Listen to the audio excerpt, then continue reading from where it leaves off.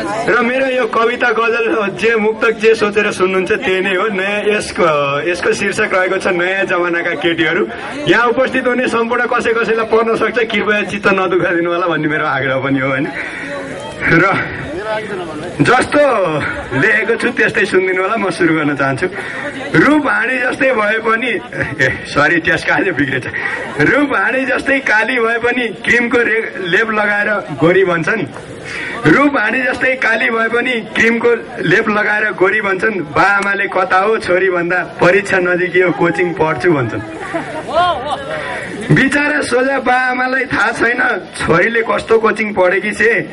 आमाले हप्काउन खोजे पनि बाबा भन्छन् ए गाली नगर छोरी बढेकी छे। मुसाको पुच्छर जत्रो कपाल छैन नक्कली कपालको मुठै जोडाएर यतातिर कतै त छैन नि। मुसाको पुच्छर जत्रो कपाल छैन नक्कली कपालको मुठै जोडाएर नयाँ फिल्म लागेको छ रे भन्छन् फोनबाटै केटा बोलाएर। तपाईहरुले कसैले गर्नुभएको छैन नि। कालो कपाल हुँदा हुँदै पनि खैरो रङले कपाल मुछेका हुन्छन्। फोनबाटै लभ गर्छन् अनि अनावश्यक बिचारा आँसु पुछेका हुन्छन्। सुन लाउने नाक कान बुच्चै राखेर कठै बिचारा हेरौँ त नाइटोमा मुन्द्रा झुन्ड्याउँछन्। भएको पैसा सबै मोबाइलमा सकाएर बिचारा पञ्चल साइकल हातले गुडाएर हिँड्छन्। मानव शरीर 100% छ भने 80% नाङ्गो देखाउनु पर्ने रे। आज त सबैको मैले 100% नै छोपेको देखिरहेको छु। मानव शरीर 100% छ भने 80% नाङ्गो देखाउनु पर्ने। 1 इन्चको चप्पल हुँदा हुँदै पनि अघि मैले यता कता देखाएको थिएँ 1 फिटको चप्पल लगाएर सोझो खुट्टालाई पनि बाङ्गो देखाउनु पर्ने बिचार। कुल्ले हड्डी भन्दा 6 इन्च तल भए पनि त्यो प्यान्ट खोइ कसरी झर्दैन मलाई पनि थाहा छैन। मेरो नि तलै छ। कुल्ले हड्डी भन्दा 6 इन्च तल भए पनि त्यो प्यान्ट खोइ कसरी झर्दैन। पछि प्यान्टले छाला पाचेको छ भन्छन् बिचारा लाउनुभन्दा पहिला सोच्नु पर्दैन। केटीहरूलाई मात्र भनेको भनेर तपाईँहरू बिचारा चित्त नदुखाउनु होला। यहाँ भएका यिनी झल्लरी केटाहरूको पनि पाला आउँदैछ। केटाहरूको त झन् कुरै नगरौँ आफैलाई पागल बनाउँछन्। केटाहरूको त झन् कुरै नगरौँ आफैलाई पागल बनाउँछन्। 10 वर्ष उमेर पुगेको छैन बिचारा रक्सीले ठुसठुस्दै गनाउँदै।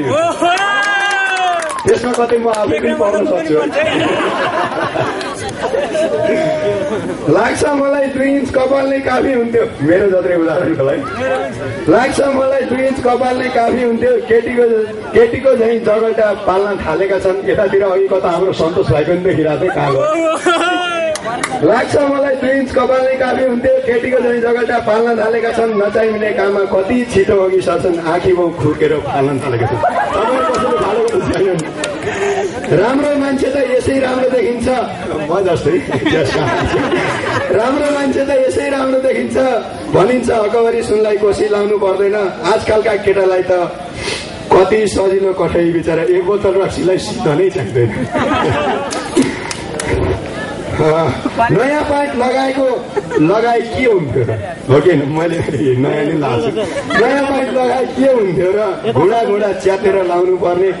कसै च्यात्नु आज त सबैको खुसी गर्छन् भनेर होला सबै नयाँ नै लाउनु पर्छ। नयाँ प्यान्ट लगाएर के हुन्थ्यो र घुँडा च्यातेर लाउनु पर्ने। खल्तीको मोबाइल बेचेर भए पनि बिचारा तरुणीलाई फिल्म देखाउनै पर्ने। त्यसका भाषा अब जे भए पनि है म पनि मुइया लाउँछ फिल्म देखाउन जान हचार होइस्या। ल चार्यो मान्छे ल